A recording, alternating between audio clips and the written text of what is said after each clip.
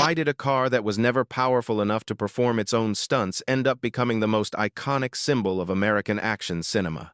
Why did a machine criticized for being weak, flawed, and difficult to control suddenly rise to legendary status after just one movie? And how did Pontiac's Trans Am transform overnight into the dream car of an entire generation? The answers lie in the strange and chaotic journey of the vehicle that carried the Bandit across the screen in Smokey and the Bandit. A journey where movie magic covered up the messy truth beneath the surface, where glamour masked mechanical limitations, rushed modifications, and contradictions no one was ever meant to notice. Yet it was precisely these imperfections that turned the '77 Trans Am into an unmatched cultural phenomenon. Today we uncover 20 of the weirdest, most unbelievable secrets behind this cinematic legend, and by the end you may never look at the Bandit's Trans Am the same way again. Number 20. The fake 1977. The Bandit's legendary 1977 Trans Am was never actually a 1977. In one of the strangest behind-the-scenes twists, every car used in Smokey and the Bandit began life as a 1976 Trans Am. Pontiac had not yet completed the 1977 model when the production team requested cars, forcing them to improvise. What audiences saw on screen was essentially a disguise, a full cosmetic transformation created under intense pressure. The front nose cone, hood scoop, grille, and even the decals were swapped to mimic the unreleased '77 look. The team repainted the cars in that deep black finish, applied the oversized gold accents, and rushed to install the iconic Screaming Chicken long before it appeared in showrooms. It is a rare case where the movie version of the car existed before the real one. Most viewers never realized they were watching a prototype created out of necessity rather than engineering. This unusual decision ended up shaping history. The film's enormous success made fans fall in love with a model that technically didn't exist yet, and Pontiac suddenly had to build a car to match the one the world had already seen. Number 19. The Monster Hoodbird. The Screaming Chicken decal on the Bandit's Trans Am is iconic, but its size in the movie was never part of Pontiac's original design. The production team deliberately enlarged the famous Firebird emblem far beyond showroom proportions. The reason was simple. The filmmakers wanted the hood to pop on camera. Under bright sunlight and fast-moving chase scenes, the normal emblem looked too small and too subtle. So they created a custom supersized version, stretching the wings and exaggerating the metallic gold edges to create a dramatic effect that the factory never intended. This oversized bird became so recognizable that many viewers assumed it was a factory option, even though Pontiac didn't offer anything close to it. The movie essentially rewrote the visual identity of the Trans Am. After the film's release, fans demanded the huge hood bird, and Pontiac found itself adapting to a trend the movie created by accident. When audiences picture a Trans Am today, they picture the Bandit's decal, not the original. A film prop became a cultural standard, proving once again that Smokey and the Bandit reshaped automotive history in ways no one saw coming. Number 18. The Engine Lie. The Bandit's Trans Am roars across the screen with the fury of a muscle car pushing out explosive power. But in reality, the cars used in Smokey and the Bandit were nowhere near as powerful as the soundtrack suggested. The production vehicles were equipped with emissions-strangled engines producing barely 180 to 200 horsepower, a far cry from the intimidating growl heard in every chase scene. When the team realized that the real engine sounded flat, quiet, and unimpressive under microphones, they made a bold decision. They recorded a completely different engine, layered it with performance-tuned growls, and built a custom audio profile that matched the fantasy of what a Trans Am should sound like rather than the truth of what it actually was. Every downshift, every aggressive throttle blip, every scream of the exhaust was engineered in post-production. The car became larger than life not because of horsepower, but because of sound design. Most viewers never suspected the deception. The legend of the Bandit's Trans Am was built on a soundtrack that did not belong to the car at all, yet it became the definitive voice of the Trans Am for an entire generation. Number 17. Dragged by cables. One of the strangest production secrets is that the Bandit's Trans Am often could not perform the very stunts that made it famous. With underpowered engines and heavy modifications that stressed the chassis, the cars struggled to accelerate, drift, or execute high-speed maneuvers. Rather than rewrite the scenes or tone down the action, the crew improvised a solution that bordered on absurd. They used hidden tow cables. In several chase sequences, the Trans Am you see charging forward at full fury was actually being pulled by another vehicle off-camera. The cable was strategically hidden behind bushes, camera angles, or integrated into the darkness of nighttime shots. To the audience, the car looked unstoppable. To the crew, it was a stubborn, exhausted machine being dragged into glory. Some scenes that appear effortless on screen actually required multiple takes because the car simply refused to gain enough speed on its own. The illusion worked so well that even die-hard automotive fans never questioned it. The Bandit's legendary speed was sometimes nothing more than a clever trick, proving again how movie magic turned a struggling production car into an unstoppable icon. Number 16. The Jump Kill Shot.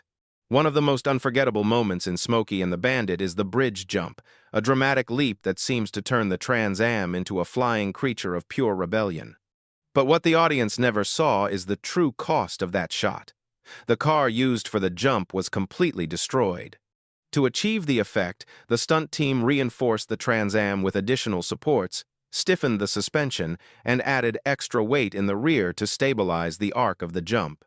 Even with these modifications, the landing delivered a catastrophic impact. The front end crumpled instantly, the frame bent like soft metal, and the chassis twisted so severely that the doors would not open. Mechanics on set reported that the car was effectively split, structurally speaking. It was pushed off the set afterward because it could not roll under its own weight. The scene lasts only seconds, but it consumed an entire vehicle. What makes it even more surprising is that the filmmakers did not expect the jump to be that destructive. They planned for heavy damage, but not total annihilation. The bridge jump became legendary, but behind that glory was a Trans Am left in ruins. Number 15. Cars that self-destructed. The Bandit's Trans Am looked invincible on screen, but behind the scenes it was one of the most overworked vehicles in Hollywood history. The stunt crew pushed the cars far beyond their design limits. Hard landings, power slides, abrupt jumps, and rough rural terrain took a brutal toll. Axles snapped with alarming frequency. Suspension components failed constantly. Frames bent and twisted so badly that mechanics had to realign them every morning before filming. One mechanic even described the Trans Am stunt fleet as a sick animal we kept trying to revive. The cars were never meant to endure this kind of abuse, especially not with the added stress from cosmetic modifications installed purely for visual impact. Every evening, the crew inspected the stunt cars and discovered new damage. A bent wheel, a cracked control arm, a leaking differential. Sometimes the cars limped through scenes with parts barely holding together, and yet, on film, they appeared unstoppable. The reality behind the curtain was a fleet of exhausted machines that survived each day only through constant repairs. Their durability on screen was pure illusion, maintained by a team that worked tirelessly to keep them alive for one more take. Number 14. The driver wasn't Bandit. The Bandit may be Burt Reynolds' most iconic role, but the truth behind the wheel is far less glamorous. Despite the character's fearless swagger, Reynolds did not perform most of the high-speed or high-risk driving seen on screen. The production hired veteran stunt driver Hal Needham, who also happened to be the film's director and one of Hollywood's most respected stuntmen. Needham understood the physics, weight balance, and unpredictable behavior of the Trans Am far better than any actor could. Many of the movie's most thrilling maneuvers required millisecond timing and an intimate feel for the car's flaws, especially since the modified Trans Ams had inconsistent handling from shot to shot. Reynolds did participate in some slow-speed driving and gentle turns, but any time the scene demanded aggressive sliding, precise drifting, a quick J-turn, or a tight escape from a police cruiser, the wheel was quietly handed to Needham or another stunt specialist. The illusion was seamless. Through clever editing, low camera positions, and tight close-ups of Reynolds' face, audiences believed the Bandit was performing every stunt himself. In reality, it was a coordinated dance between actor and stunt team, choreographed to make one man look unstoppable. Number 13.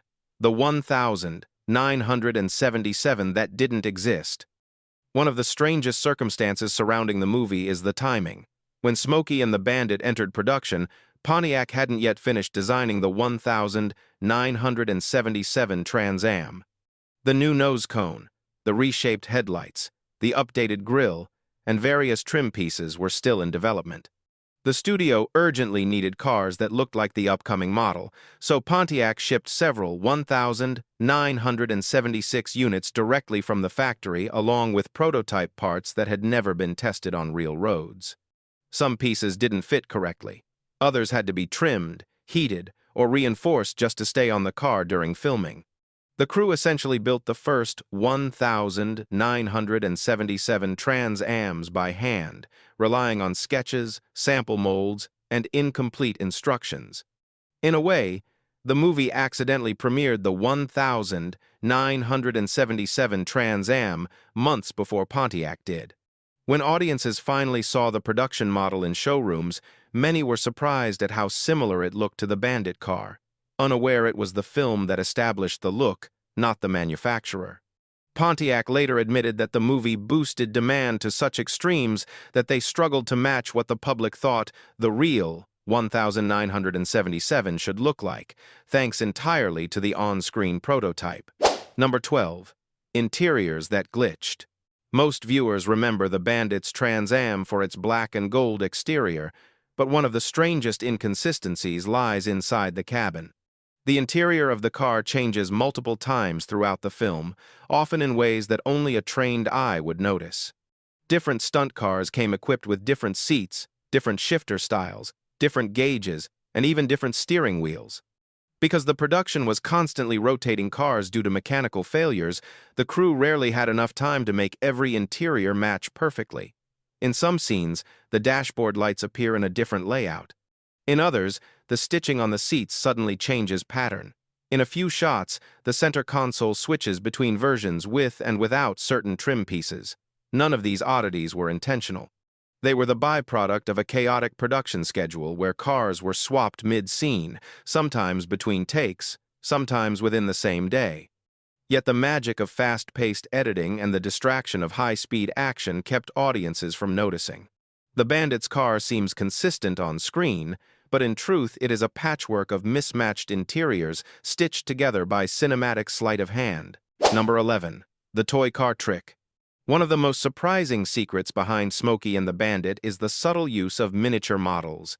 While the film is known for its practical stunt work, the production quietly used scaled-down Trans Am models for a handful of shots where a full-size stunt car was too risky or too expensive to sacrifice.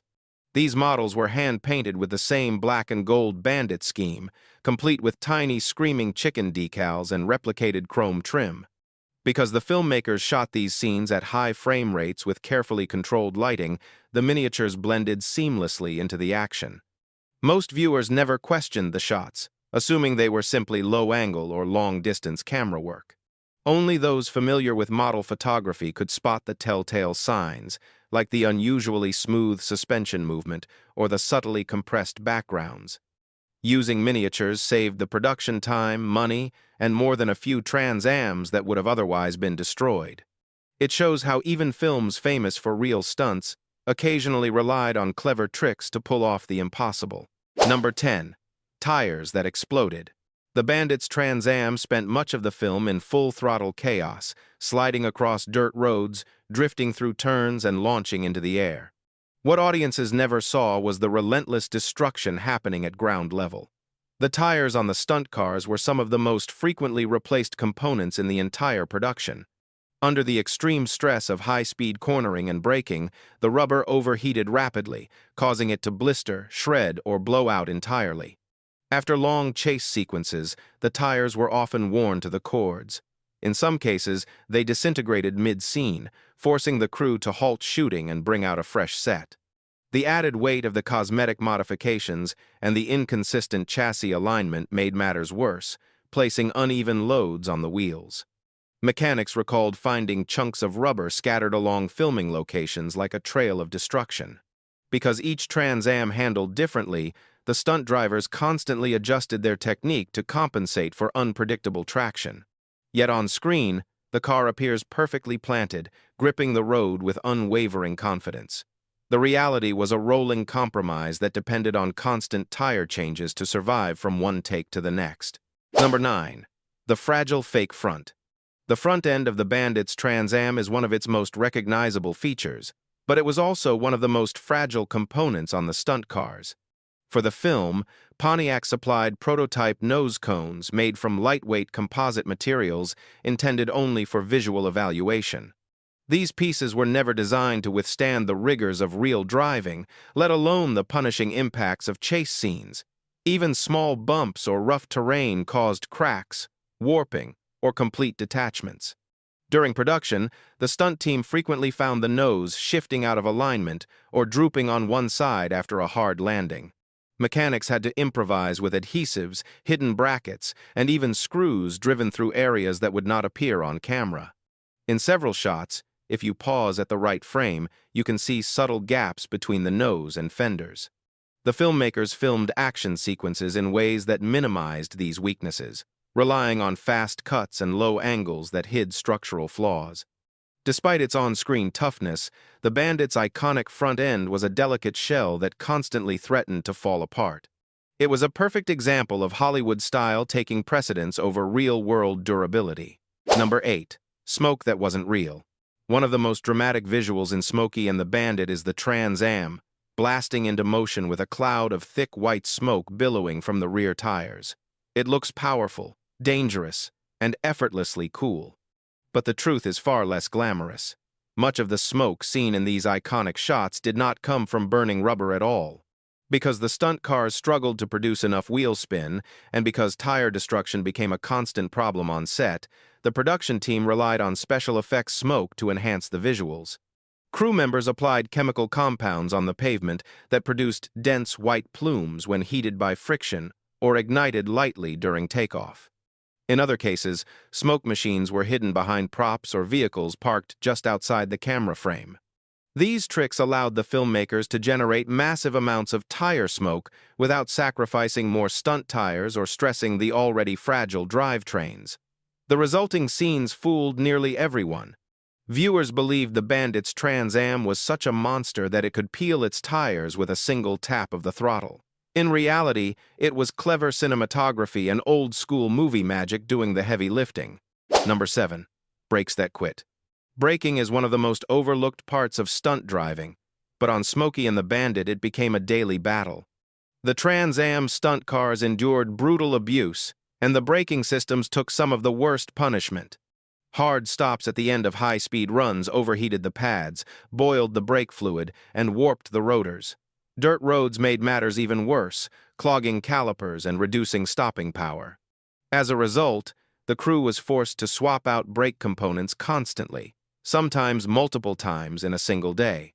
Some scenes required mixing parts from different models to keep cars functional, and a few takes were done with mismatched front and rear setups.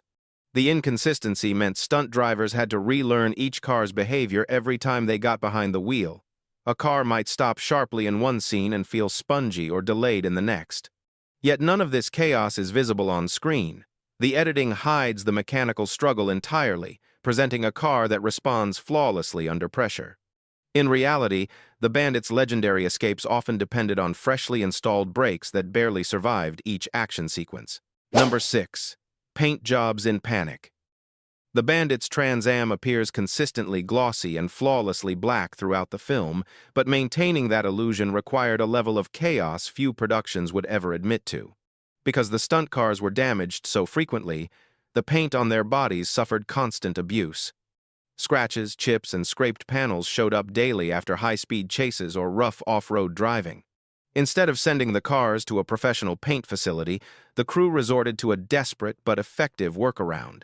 They repainted the cars directly on set. Using quick-dry lacquer and improvised spray booths made from plastic curtains, technicians restored the black and gold finish in record time. In some cases, a car would be sanded, sprayed, dried with fans, polished, and sent back into action all within the same afternoon. The signature gold pinstriping and screaming chicken decals often had to be reapplied as well, sometimes by hand when proper tools weren't available. While the movie makes the Trans Am look pristine from scene to scene, the reality is that several cars wore multiple layers of rushed paint jobs. The Bandit's trademark shine was less a factory polish and more a testament to how far the crew would go to keep the illusion alive. Number 5. A steering wheel that bent. The Bandit's Trans Am is instantly recognizable for its signature banjo steering wheel, a stylish design with thin metal spokes that looked sleek and sporty on camera. But behind the scenes, it was a mechanical headache. The delicate spokes were not built for the kind of punishment stunt driving required. Repeated hard turns, sudden countersteering, and rough landings caused the wheel to flex and bend noticeably. Stunt drivers complained that the wheel sometimes shifted off-center mid-scene, making the car feel unpredictable. Mechanics found that the metal spokes would warp from impact forces, sometimes requiring them to reshape the wheel by hand just to keep it functional for another take. On particularly intense days, the crew swapped steering wheels between cars to maintain continuity, even though subtle differences remained visible in certain shots. Despite its aesthetic appeal, the banjo wheel proved impractical for real stunt work, yet its presence became so iconic that many fans assumed it was a robust performance part. In truth, the wheel was a fragile visual centerpiece that required constant attention, a prop masquerading as a performance component. Number 4. Speed that never happened. One of the most subtle illusions in Smokey and the Bandit is the sense of extreme speed. The Trans Am appears to rocket through roads with unstoppable force. But part of that intensity came not from horsepower, but from cinematography. The crew frequently used low-angle camera placements, sometimes just inches from the pavement, to exaggerate motion. Shooting close to the ground makes even moderate speeds look dramatic, because the passing terrain blurs faster and the car seems to tower above the frame. The team also mounted cameras on custom rigs that vibrated deliberately, adding a sense of raw power and violent acceleration. In some shots, the car was moving at only 25 or 30 miles per hour, yet the resulting footage looked like a 90-mile-per-hour sprint. These techniques helped compensate for the stunt car's limited performance and mechanical inconsistencies. They also allowed the filmmakers to protect the vehicles during scenes where true high-speed driving would have risked catastrophic failure. The magic was so effective that even automotive enthusiasts assumed the Trans Am was pushing far beyond its real limits. The truth is that some of the Bandit's wildest speed runs were carefully staged illusions, built on camera placement rather than engine power. Number 3. Pushed into action. Some of the Trans Am's most impressive bursts of speed were not achieved by the Trans Am at all. Hidden behind certain shots was a technique rarely discussed in modern filmmaking: push car assistance. When the stunt Trans Am struggled to accelerate quickly enough, either due to weak engines, slipping transmissions, or damage from previous takes, the crew used another vehicle positioned just out of frame to push the Trans Am from behind. This gave the illusion of instant power and rapid acceleration that the actual car could not provide. The assisting vehicles ranged from modified pickup trucks to stunt sedans equipped with padded bumpers. Drivers had to coordinate perfectly, maintaining contact without appearing on camera or disturbing the Trans Am's handling. In tighter scenes, the push was delivered just before filming began, allowing the Trans Am to roll into the shot already at speed. It was a risky technique. One wrong nudge could dent body panels or throw the stunt car off balance. Yet it worked so well that viewers assumed the Bandit's car was capable of explosive takeoffs. These carefully orchestrated pushes proved essential in creating the myth of the Trans Am's unstoppable acceleration. Number 2. A sales riot. Smokey and the Bandit didn't just make the Trans Am famous. It triggered one of the most unexpected and dramatic sales explosions in automotive history. Before the film's release, the Trans Am was a respected but modest performer in the market. After the movie hit theaters, demand skyrocketed by a staggering 700%. Pontiac dealers were overwhelmed. Showrooms couldn't keep display cars on the floor. Customers placed deposits months in advance, begging for black and gold models identical to the Bandit's car, even though the exact movie spec didn't officially exist. What made this sales boom even stranger was that Pontiac had not prepared for it at all. The company had no marketing plan tied to the film, no special edition ready for release, no idea that Hollywood was about to redefine its brand. Executives later admitted they were blindsided by the cultural impact. The craze became so intense that some dealers added markups, while others sold out through long waiting lists. The Bandit's Trans Am became more than a car. It became a symbol of rebellious cool, a cultural artifact people felt they needed to own. The film didn't follow Pontiac's success, it created it. Number 1. The Bandit car that wasn't. Fans around the world were stunned when a real Bandit Trans Am sold at auction for an enormous price, marketed as the iconic car tied directly to Smokey and the Bandit. The bidding frenzy drove the final number into six-figure territory, fueled by nostalgia, celebrity involvement, and the mythic status of the Bandit itself. But here's the twist. The car wasn't used in the film at all. It was a promotional vehicle, gifted to Burt Reynolds after the movie's success, an authentic piece of Bandit history, but not a screen-used stunt car. Many collectors assumed they were buying one of the original cars destroyed or heavily featured during filming, unaware that none of the primary stunt vehicles survived intact enough to be restored. The auction listing leaned heavily on Reynolds' connection, which was true, but avoided clarifying the car's complete lack of on-screen involvement. Still, the sale cemented the car as a cultural treasure. Even without film use, its value reflected the emotional bond fans have with the Bandit myth. The truth revealed an irony. The most famous Bandit Trans Am wasn't the one that outran police on screen, but the one that survived Hollywood untouched. For all the fame the Bandit Trans Am gained, one of the most unbelievable truths sits quietly behind the glory. The visual identity of the Bandit, the black paint, the gold striping, the oversized screaming chicken, the unmistakable attitude, did not come from Pontiac's boardrooms or studio executives. It came from a single designer hired on short notice to develop a look bold enough to dominate the screen. He worked long nights, hand-sketching variations of the gold pinstripes and reshaping the iconic bird until it felt alive. His design became the symbol of an entire generation, but his reward was shockingly small. He was paid a one-time fee, around the cost of a used car, with no royalties, no licensing rights, and no share in the millions earned from merchandise, posters, model cars, replicas, and decades of nostalgia. His creation helped sell not only a movie, but hundreds of thousands of Trans Ams, and yet his name remained almost invisible in the credits. The Bandit car became a cultural icon. The man who made it recognizable was quietly forgotten. It is the strangest twist of all. The most powerful symbol of freedom and rebellion was born from someone who received almost nothing in return. These were the 20 strangest and most unbelievable truths hidden behind the Bandit's legendary 1977 Trans Am. A car that looked unstoppable on screen but survived only through duct tape, midnight repairs, and a little bit of movie magic. A machine built from improvisation, damaged by chaos, and immortalized by pure charisma. If you've made it this far, tell us which fact surprised you the most. And if there's another iconic movie car you want us to break down next, leave its name in the comments so we can dig into its secrets. Make sure to like, subscribe, and turn on notifications so you never miss the next deep dive into the wild history behind cinema's most unforgettable machines.